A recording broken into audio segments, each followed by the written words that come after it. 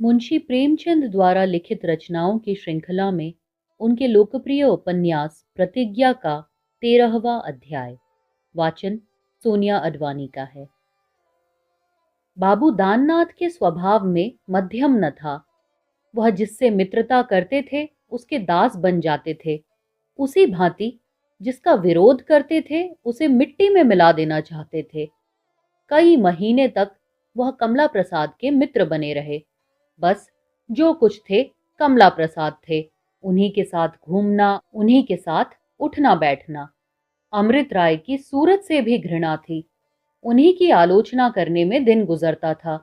उनके विरुद्ध व्याख्यान दिए जाते थे, लेख लिखे जाते थे, और जिस दिन प्रेमा ने टाउन हॉल में जाकर उनके कुचक्रों को मटिया मेट कर दिया, उस दिन से तो वह अमृत राय के खून के प्यासे हो रहे। प्रेमा से पहले ही दिल साफ न था, अब तो उनके क्रोध का वारा पार न रहा। प्रेमा से कुछ न कहा, इस विषय की चर्चा तक न की। प्रेमा जवाब देने को तैयार बैठी थी, लेकिन उससे बोलना चालना छोड़ दिया। भाई पर तो जान देते थे और बहन की सूरत से भी बेजार, बल्कि यूं कहिए कि जिंदगी ही से बेजार थे। उन्होंने जिस आनंदमय जीवन की कल्पना की थी, वह दुस्सह रोग की भांति उन्हें घुमाए डालता था। उनकी दशा उस मनुष्य की सी थी जो एक घोड़े के रंग रूप और चाल देखकर उस पर लट्टू हो जाए, पर हाथ आ जाने पर उस पर सवार न हो सके। उसकी कनौतियां, उसके तेवर, उसका हिनहिनाना, उसका पांव से जमीन खुरचना, ये सारी बातें उसने पहले न देखी थी। अब उसके पुट्ठे पर हाथ रखते भी शंका होती है। जिस मूर्ति की कल्पना करके दाननाथ एक दिन मन में फूल उठते थे, उसे अब सामने देखकर उनका चित्त लेश मात्र भी प्रसन्न न होता था। प्रेमा जी जान से उनकी सेवा करती थी, उनका मुंह जोहा करती थी, उन्हें प्रसन्न करने की चेष्टा किया करती थी, पर दाननाथ को उसकी भाव भंगिमाओं में बनावट की गंध आती। वह अपनी भूल पर मन ही मन पछताते थे और उनके भीतर की ज्वाला द्वेष का रूप धारण करके अमृत राय पर मिथ्या दोष लगाने और उनका विरोध करने में शांति प्राप्त करती थी। लेकिन शीघ्र ही मनस्ताप को शांत करने का यह मार्ग भी उनके लिए बंद हो गया। संध्या का समय था। दाननाथ बैठे कमला प्रसाद की राह देख रहे थे। आज वह अब तक क्यों नहीं आए? आने का वादा करके गए थे, फिर आए क्यों नहीं? यह सोचकर उन्होंने कपड़े पहने और कमला प्रसाद के घर जाने को तैयार हुए कि एक मित्र ने आकर आज की दुर्घटना की खबर सुनाई। दाननाथ को विश्वास न हुआ। बोले, आपने यह गप सुनी कहां? सारे शहर में चर्चा हो रही है, आप कहते हैं सुनी कहां? किसी ने यों ही अफवाह उड़ाई होगी। कम से कम मैं कमला प्रसाद को ऐसा आदमी नहीं समझता। इसकी वजह यही है कि आप आदमियों को पहचान नहीं सकते। मुझसे खुद उन डॉक्टर साहब ने कहा जो कमला प्रसाद की मरहम पट्टी करने गए थे। उन्हें कमला प्रसाद से कोई अदावत नहीं है। डॉक्टर साहब ने क्या कहा? उन्होंने साफ कहा कि कमला प्रसाद के मुंह और छाती में सख्त चोट आई है और एक दांत टूट गया है। दाननाथ ने मुस्कुराकर कहा, जिसके मुंह और छाती में चोट आए और एक दांत भी टूट जाए, वह अवश्य ही लंपट है। दाननाथ को उस वक्त तक विश्वास न आया जब तक कि उन्होंने कमला प्रसाद के घर जाकर तहकीकात न कर ली। कमला प्रसाद मुंह में पट्टी बांधे, आंखें बंद किए पड़ा था। ऐसा मालूम होता था मानो गोली लग गई है। दाननाथ की आवाज सुनी तो आंखें खोली और नाक सिकोड़कर कराहते हुए बोला, आइए भाई साहब, बैठिए। क्या आपको अब खबर हुई या आने की फुर्सत ही ना मिली? बुरे वक्त में कौन किसका होता है? दाननाथ ने खेद प्रकट करते हुए कहा, यह बात नहीं है भाई साहब, मुझे तो अभी अभी मालूम हुआ, सुनते ही दौड़ा आ रहा हूं। बात क्या है? कमला प्रसाद ने कराह कर कहा, भाग्य की बात है भाई साहब, और क्या कहूं। उस स्त्री से ऐसी आशा न थी। जब दाने दाने को मोहताज थी तब अपने घर लाया। बराबर अपनी बहन समझता रहा। जो और लोग खाते थे वही वह भी खाती थी, जो और लोग पहनते थे वही वह भी पहनती थी, मगर वह भी शत्रुओं से मिली हुई थी। कई दिन से कह रही थी कि जरा मुझे अपने बगीचे की सैर करा दो। आज जो उसे लेकर गया तो क्या देखता हूं कि दो मुस्टंडे बंगले के बरामदे में खड़े हैं। मुझे देखते दोनों टूट पड़े। अकेले मैं क्या करता। वह पिशाचिनी भी उन दोनों के साथ मिल गई और मुझ पर डंडों का प्रहार करने लगी। ऐसी मार पड़ी है भाई साहब कि बस कुछ न पूछिए। वहां ना कोई आदमी न आदमजात, किसे पुकारता।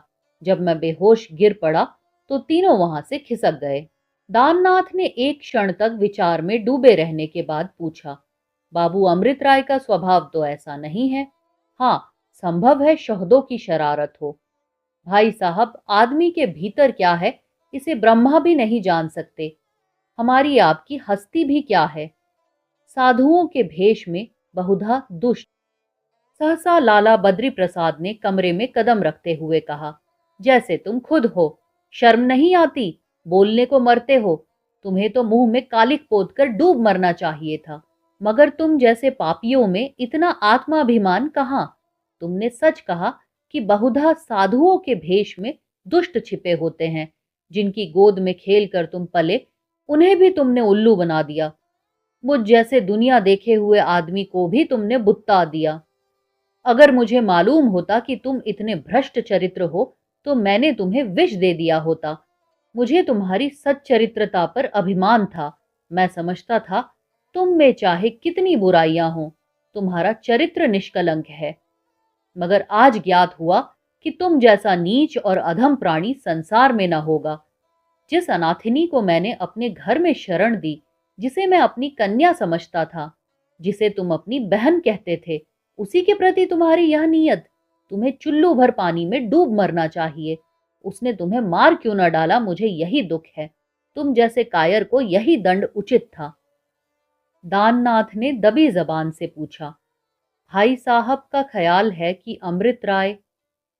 बद्री प्रसाद ने दांत पीस कर कहा, बिल्कुल झूठ, सरासर झूठ, 16 आना झूठ। हमारा अमृत राय से सामाजिक प्रश्नों पर मतभेद है, लेकिन उनका चरित्र उज्जवल है। वैसा संसार में कम आदमियों का होगा। तुम तो उनके बचपन के मित्र हो। तुम ही बताओ, मैं झूठ कहता हूं या सच। दाननाथ ने देखा कि अब स्पष्ट कहने के सिवाय और मार्ग नहीं है, चाहे कमला प्रसाद नाराज ही क्यों न हो जाए। सिर नीचा करके एक अप्रिय सत्य, एक कठोर कर्तव्य का पालन करने के भाव से बोले, आप बिल्कुल सत्य कहते हैं। उनमें यही तो एक शक्ति है जो उनमें कट्टर शत्रुओं को भी खुल्लम खुल्ला उनके सामने नहीं आने देती। बद्री प्रसाद ने कमला प्रसाद की ओर हाथ उठाकर कहा, मारो इसके मुंह पर थप्पड़। अब भी शर्म आई कि नहीं? अभी हुआ ही क्या है? अभी तो केवल एक दांत टूटा है और सिर में जरा चोट आई है, लेकिन असली मार तो तब पड़ेगी जब सारे शहर में लोग थूकेंगे और घर से निकलना मुश्किल हो जाएगा। पापी, मुझे भी अपने साथ ले डूबा। पुरखों की गाढ़ी कमाई आन की आन में उड़ा दी। कुल मर्यादा युगों में बनती है और क्षण में बिगड़ जाती है। यह कोई मामूली बात नहीं। मुझे तो अब यही चिंता है कि मैं कौन मुंह लेकर बाहर निकलूंगा। सपूत ने कहीं मुंह दिखाने की जगह नहीं रखी।